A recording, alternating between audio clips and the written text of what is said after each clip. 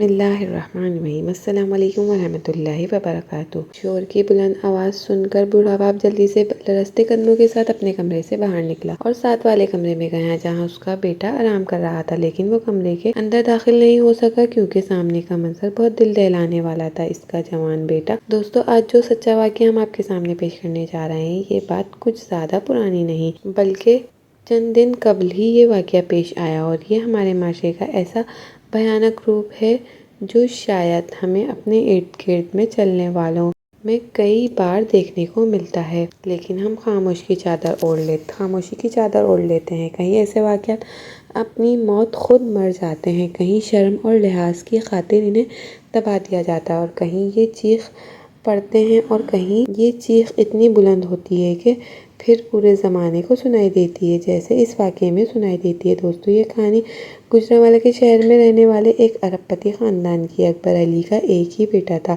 جس کا نام جاوید اختر تھا۔ اکبر علی نے خود آج سے 40 برس قبل گاؤں سے شہر آ کر جب کاروبار کا آغاز کیا تو اس نے کپڑے کی ایک چھوٹی سی دکان کھولی، اور پھر دیکھتے ہی دیکھتے وہ کپڑے کا ایک بڑا تاجر بن گیا۔ شہر میں اس کا نام اور مقام تھا، لوگ اسے جانتے پہچانتے تھے، عزت اور احترام کرتے تھے۔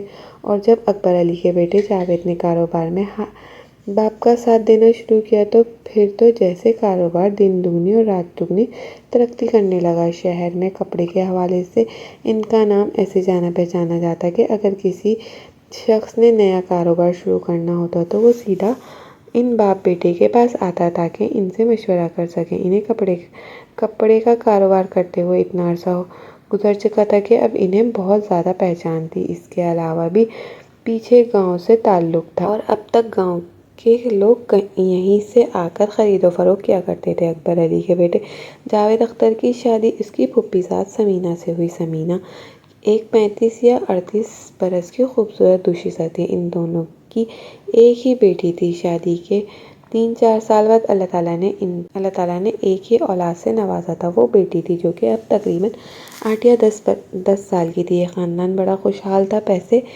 کی کوئی کمی نہیں تھی بلکہ پیسے کی ریل پیل تھی۔ خود جاوید اختر کی ایک ہی اولاد ہونے کے باوجود بھی اور گھر میں ریل پیل ہونے کے باوجود بھی اس نے کبھی بھی دوسری شادی کا ارادہ نہیں کیا تھا، کیونکہ وہ دونوں میاں بیوی میں بڑی محبت تھی۔ دونوں میاں بیوی بڑے خوش اور مطمئن انداز میں اپنی زندگی گزار رہے تھے۔ غرض یہ کہ اکبر علی کا یہ خاندان وہ زندگی گزار رہا تھا جو شاید ہزاروں لوگوں کے دلوں کی حسرت تھی، اور خاندان میں بھی اکثر نظریں حسد بھری تھی۔ وقت یوں ہی دھیرے دھیرے گزرتا جا رہا تھا، لیکن جیسا کہ ہم نے آپ کو بتایا کہ یہ کھاتا پیتا گھرانہ تھا، مرد اور عورتوں کو کسی بھی چیز کی کوئی کمی نہیں تھی۔ سمینا بھی دوسری عورتوں کی طرح اپنے پہننے اوڑھنے پر خوب توجہ دیتی، اور جب ہاتھ میں پیسہ بھی کھلا ہو تو اس طرح کے شوق کون پورے نہیں کرتا۔ سمینا بھی آئے دن سونے کے زیورات پہنتی تھی، کبھی اپنی چوڑیاں لے جاتی اور بدلوا کر کڑے لے آتی، کبھی انگوٹھیاں لے جاتی بدلوا کر نئے ڈیزائن کے لیے لے آتی۔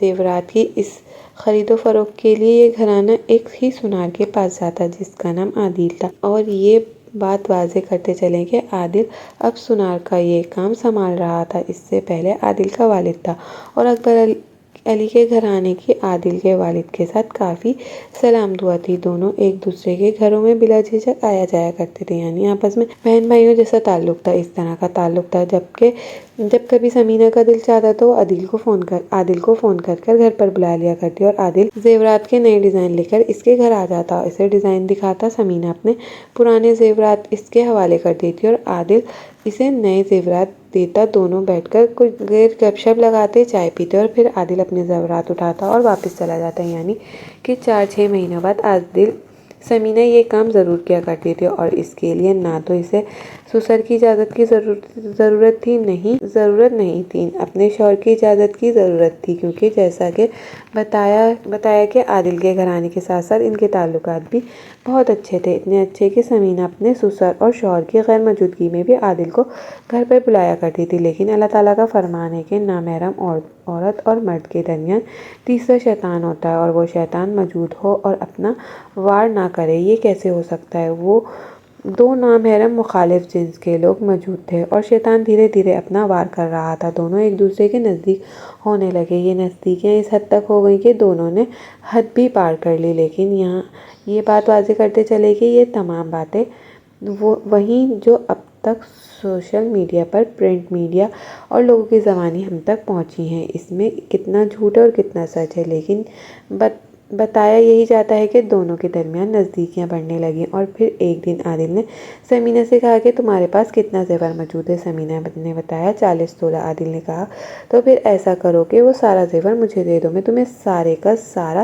نیا اپ ڈیٹ زیور دے دیتا ہوں جو آج کل کا فیشن ہے۔ سمینہ اسی وقت اٹھی، اپنے کمرے میں گئی، الماری کا لاک کھولا اور 40 تولے کا زیور نکال کر عادل کے سامنے رکھا۔ عادل نے ایک ایک کر کے کئی زیورات اٹھا کر دیکھا اور کہنے لگا، دیکھو تو کتنا بھاری اور موٹا ہے، اس طرح کا تو اب فیشن میں نہیں، یہ تو نانیوں دادیوں کے زمانے کا زیور ہے۔ چلو یہ سارا زیور پیک کرتا ہوں اور چند دنوں میں تمہیں نئے فیشن کا زیور بنا دوں گا۔ سمینہ بھی خوش ہو گئی، اس نے کہا ٹھیک ہے۔ عادل وہ سارا زیور لے کر چلا جاتا ہے۔ ایک ہفتہ گزر گیا، 2 ہفتے گزر گئے۔ 2 ہفتے بعد سمینہ نے عادل کو فون کیا اور پوچھا کیا میرا زیور تیار ہو گیا ہے؟ عادل نے کہا ارے اللہ کی بندی، 40 تولہ زیور ہے، وقت لگے گا، 1-2 ہفتے اور رک جاؤ۔ سمینہ نے کہا ٹھیک ہے، کیونکہ عادل کی بات بھی مناسب تھی، زیور زیادہ تھا، لہٰذا سمینہ خاموش ہو گئی۔ 2 ہفتے مزید گزر گئے۔ ایک دن سمینہ کے سسر اور شوہر کی غیر موجودگی میں عادل دوبارہ ان کے گھر پر تھا۔ کہنے لگا سمینہ میرے ساتھ چلو، بینک جانا ہے۔ سمینہ نے کہا کیا بات ہے، خیریت تو ہے؟ عادل نے کہنے لگا میں بینک سے قرضہ لینا چاہتا ہوں، لیکن کسی ایسے شخص کی ضمانت کی ضرورت ہے جو پراپرٹی ہولڈر ہو، اور تمہاری تو پراپرٹی ہے۔ میں نے بینک میں تمہارا اور جاوید کا حوالہ دیا تو وہ جانتے ہیں کہ انہوں نے کہا کہ بھابھی کو لے آؤ، سائن کر دیں گی تو مجھے لون مل جائے گا۔ سمینہ اس میں کوئی قباحت محسوس نہیں ہوئی، کیونکہ ظاہر ہے عادل کے ساتھ تعلق ہی ایسا تھا۔ پھر صرف سمینہ اور عادل کا نہیں، پیچھے نسلوں سے بھی تعلق چلا آ رہا تھا۔ سمینہ نے عادل کے ساتھ گاڑی میں بیٹھی بینک چلی گئی۔ وہاں جا کر سمینہ کو کچھ کاغذات دیے گئے۔ سمینہ نے ان کاغذات پر سائن کیا اور عادل نے واپس اسے اس کے گھر اتار دیا۔ اس 2 ہفتے میں مزید گزرے کہ سمینہ نے عادل سے پوچھا کہ میرے زیورات مکمل ہو گئے؟ عادل نے کہا نہیں، ابھی کچھ دن اور لگیں گے، اور یوں ہی وقت دھیرے دھیرے گزرتا رہا۔ لیکن اب سمینہ کو کچھ پریشانی ہونے لگی، کیونکہ اس نے گھر میں موجود سارا زیور اٹھا کر عادل کے حوالے کر دیا تھا۔ یہ زیور 40 تولے زیور تھا، اور یہ بات اب تک جاوید کے علم میں نہیں تھی۔ اب سمینہ کو تھوڑی بہت گھبراہٹ ہونے لگی کہ خدا نخواستہ کوئی گڑبڑ تو نہیں ہے، لیکن دوسری طرف عادل پر شک بھی نہیں کر سکتی تھی، کیونکہ اس کے ساتھ تو بہت پرانے تعلقات تھے۔ عادل پر شک کرنا تو بنتا ہی نہیں تھا۔ اب صورتحال کچھ یہ تھی کہ وہ زیور جو عادل کے پاس تھا اور سمینہ نے دیا تھا، اس بات کو تقریباً 3 مہینے گزر چکے تھے، نہ تو وہ زیور واپس کر رہا تھا، نہ ہی نئے زیور اسے دے رہا تھا، اور نہ ہی فون پر بات کر رہا تھا۔ ایک دن سمینہ عادل کی دکان پر جا پہنچی۔ عادل وہاں بیٹھا تھا، دونوں کی نظریں ملی۔ عادل کے چہرے پر سختی کے تاثرات آئے۔ سمینہ دل میں خوف نے سر اٹھایا اور یقیناً کوئی گڑبڑ ہے۔ 2-4 گاہک بیٹھے تھے، جب وہ چلے گئے تو سمینہ نے مدعے پر آئی اور اس نے کہا عادل میرے زیورات کو کتنی دیر ہے؟ اب بہت وقت گزر چکا ہے، مجھے آج اپنے زیورات چاہیے، میں نے کسی شادی پر جانا ہے۔ اس کے بعد عادل نے کہا۔ اسے سن کر سمینہ کے پیروں تلے زمین نکل گئی۔ عادل نے کہا کہ وہ زیورات میں نے بینک میں گروی رکھوا کر لون لے لیا ہے، 1.5 کروڑ کا قرضہ لیا ہے۔ جن کاغذات پر تم نے سائن کیے تھے وہ اسی قرض کے تھے۔ تم 1.5 کروڑ روپیہ ادا کرو گی تو وہ زیورات وہاں سے بینک سے لے سکو گی۔ یہ سن کر سمینہ کے ہاتھ پاؤں کانپنے لگے۔ اس نے کہا کہ یہ تم نے کیا کیا؟ میرے زیورات کیوں گروی رکھوائے ہیں؟ عادل نے مسکرا کر کہا تمہارے لیے 1.5 کروڑ روپیہ کیا اہمیت رکھتا ہے؟ تم جمع کروا دو نا 1.5 کروڑ روپے۔ لیکن رکو، یہ 1.5 کروڑ روپے میں ہی جمع کرواؤں گا، تم مجھے بس تھوڑی بہت رقم دے دیا کرنا، کبھی 20 لاکھ کبھی 25 لاکھ، اس طرح تو میری مدد کر دو، یہ 1.5 لاکھ روپے ادا کر دوں گا اور تمہارے زیورات واپس مل جائیں گے۔ اب عادل کی بات جان چکا تھا کہ سمینہ یہ بات کبھی بھی جاوید کو نہیں بتائے گی، کیونکہ ان دونوں کے درمیان تو تعلقات بھی تھے، اور یہ بات سمینہ کبھی اپنے منہ سے اپنے سسر اور شوہر کو نہیں بتائے گی، اور واقعی یہ بات سچ بھی تھی۔ سمینہ بری طرح پھنس چکی تھی، نہ تو وہ یہ بات بتا سکتی تھی کہ اس نے پورا 40 تولہ زیور عادل کے حوالے کر دیا۔ اگر وہ یہ بات بتاتی تو پھر ساری بات کھلتی، اور عادل کے ساتھ بینک گئی تھی، اس کے کاغذات پر سائن کیے تھے اور دونوں کے تعلقات بھی تھے، یہ بات بھی کھل سکتی تھی۔ سمینہ پریشان رہنے لگی، دن رات عادل کو فون کرتی، کبھی اس کی دکان پر جاتی، کبھی اس کی منتیں کرتی، لیکن عادل تو کوئی بات سننے کو تیار ہی نہیں تھا، کیونکہ وہ جان گیا تھا کہ یہ عورت اب مجبور ہے، کچھ نہیں کر سکتی۔ 2-4 ماہ مزید اسی طرح گزر گئے، پریشانی بڑھتی جا رہی تھی، سمینہ کو کوئی حل نظر نہیں آ رہا تھا، اور پھر جو حل سمینہ نے نکالا وہ بہت ہی دل دہلانے والا تھا۔ سمینہ نے ایک روز اپنے موبائل میں ویڈیو بنائی، تمام باتیں اس میں ریکارڈ کی، اور پھر میڈیکل اسٹور پر گئی، ایک جان لیوا دوا خریدی، گھر آ کر پوری شیشی کھا لی۔ کچھ دیر بعد جاوید کے آنے کا وقت تھا، اور وہ گھر آیا تو سمینہ الٹیاں کر رہی تھی، جب فوراً یہ دیکھ کر گھبرا گیا۔ اس نے کہا، کیا ہوا تمہیں؟ تمہاری طبیعت کیوں اتنی خراب ہے؟ جلدی چلو جلدی سے چادر اوڑھو، میں تمہیں ڈاکٹر کے پاس لے جاتا ہوں۔ اب سمینہ تو ساری صورتحال سے واقف تھی کہ اس نے تو جان لیوا دوائی کھائی ہوئی ہے، لیکن وہ خاموش رہی۔ اس نے چادر اوڑھی، شوہر کے ساتھ اسپتال چلی گئی، لیکن گزرتے لمحے کے ساتھ اس کی طبیعت مزید بگڑتی جا رہی تھی۔ اسپتال پہنچے تو سمینہ نے کسی کو کچھ نہیں بتایا، اور جب سمینہ کو یقین ہو گیا کہ اب زہر نے اپنا اثر کر دیا ہے، اب کوئی اسے بچا نہیں سکتا، اسی لمحے سمینہ نے جاوید کو بتایا کہ میں نہیں بچ سکوں گی، کیونکہ میں نے جان لیوا دوا کھا لی ہے، اور میں نے کیوں کھائی ہے، یہ قدم میں نے کیوں اٹھایا ہے، کس چیز نے مجبور کیا، اس کی ساری سچائی میرے موبائل میں ایک ویڈیو کی صورت میں موجود ہے، تو میری موت کے بعد وہ دیکھ لینا۔ یہ سن کر جاوید کے ہاتھ پاؤں پھول گئے، وہ بری طرح گھبرا گئے، اب وہ کیا کرے؟ بری طرح رو رہا تھا، چلا رہا تھا، ڈاکٹروں کی منتیں کر رہا تھا، ڈاکٹر بھی سر توڑ کر کوشش کر رہے تھے، لیکن زہر اپنا کام کر چکا تھا۔ سمینہ اس رات جان کی بازی ہار گئی۔ جاوید اپنی بیوی کو مردہ حالت میں گھر واپس لے آیا، اور پھر گھر میں جیسے قیامت ٹوٹ پڑی، لیکن جاوید، اس کا خاندان ایک قیامت سے نہیں گزرا تھا، یہ ایک صدمہ نہیں تھا جو ان لوگوں کو اٹھانا پڑا۔ اس کے بعد لوگوں کی جیسے زبانیں کھل گئی، لوگوں نے طرح طرح کی باتیں کی۔ بیوی کی تدفین کے بعد جب جاوید نے اس کا موبائل دیکھا اور ویڈیو دیکھی تو ساری صورتحال سمجھا، اور بیوی کو منو مٹی تلے دفن ہو چکی تھی۔ اس نے سوچا کہ میں اپنی بیوی کو انصاف دلاؤں گا۔ میری بیوی کے اگر تعلقات تھے تو وہ ایک الگ کہانی ہے، لیکن اس شخص نے میری بیوی کے ساتھ فراڈ کیا ہے، سارا زیور لے کر بینک میں گروی رکھوا کر اسی کے سائن کروا کر بینک سے لون لے لیا اور بلیک میل کیا۔ بیوی کے وفات کے تیسرے دن ہی جاوید یہ سارے ثبوت لے کر پولیس اسٹیشن پہنچ گیا، لیکن وہاں کسی نے جاوید کی بات نہ سنی۔ جاوید نے شروع سے لے کر آخر تک ساری کہانی بتائی، تمام ثبوت دکھائے، لیکن اس کے باوجود پولیس افسران نے جاوید کی بات پر کوئی دھیان نہ دیا۔ وہ یہ دیکھ کر سوالات کرتے جا رہے تھے کہ جاوید کی سمینہ اور عادل کے بارے میں باتیں کرتے جا رہے تھے، چہرے پر مسکراہٹ سجا کر برے سوالات دہراتے۔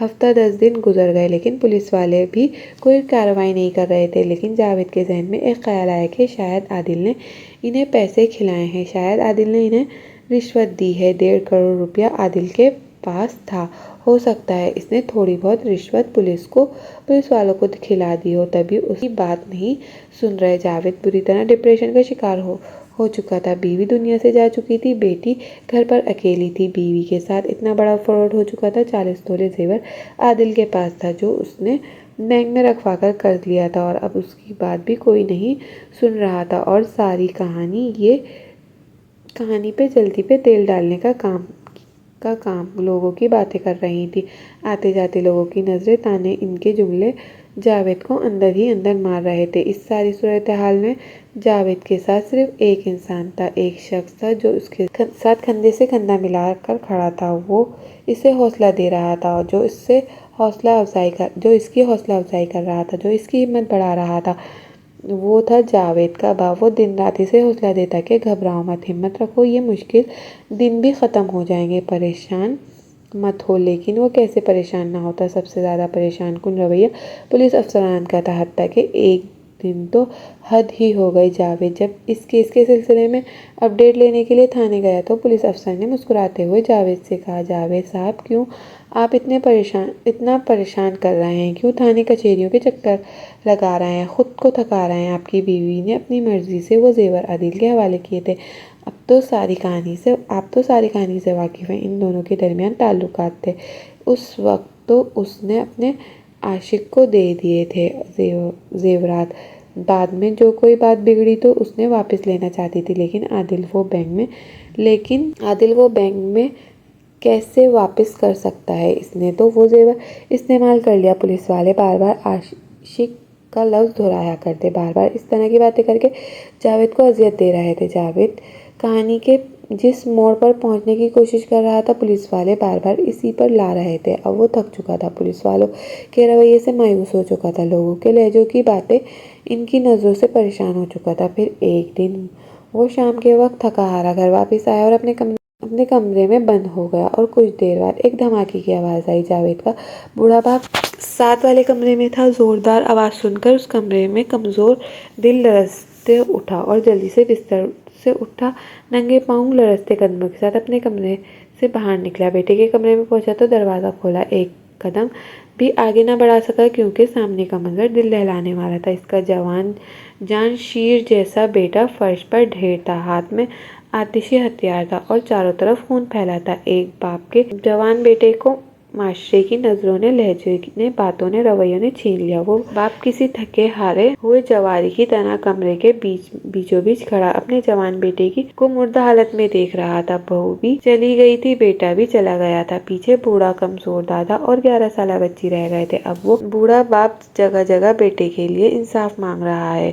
उसका बेटा इंसाफ लेने के लिए गया था, अपना जेवर वापस लेने गया था। उस नौसरबाज शख्स आदिल के खिलाफ रिपोर्ट दर्ज करवाने गया था और उसकी किसी ने न सुनी, और वो भी जान से हाथ धो बेटा। और अब लड़ाई वो अकेला बाप लड़ रहा है। इस सारी कहानी में सबसे ज्यादा नुकसान कुन हुआ वो 2 लोग थे जो चले गए, वो लोग जो बाकी रह गए। वो 11 साल बच्ची, उसका क्या कसूर था? माशरे की वो मुस्कुराती नजरें और कांटेदार जुमले अगर वो बड़े बर्दाश्त नहीं कर सके तो क्या 11 साल बच्ची बर्दाश्त कर पाएगी? क्या माशरा इसे जीने देगा? क्या ये भूल जाएगी कि इस बात को ये माशरा इसे भूलने देगा? इस नन्ही 11 साल बच्ची के वालिदैन खुद तो मनोमिट्टी तले जा सोए, मगर हजारों सवाल खड़े कर गए। शायद हम में से किसी के पास कोई जवाब नहीं। दोस्तों मजीद इस तरह की सबक आमोज़ कहानियाँ और सच्चे वाक़यात सुनने के लिए हमारी वीडियो को लाइक करें, शेयर करें और हमारे चैनल को सब्सक्राइब करना मत भूलें। शुक्रिया। अल्लाह हाफ़िज़।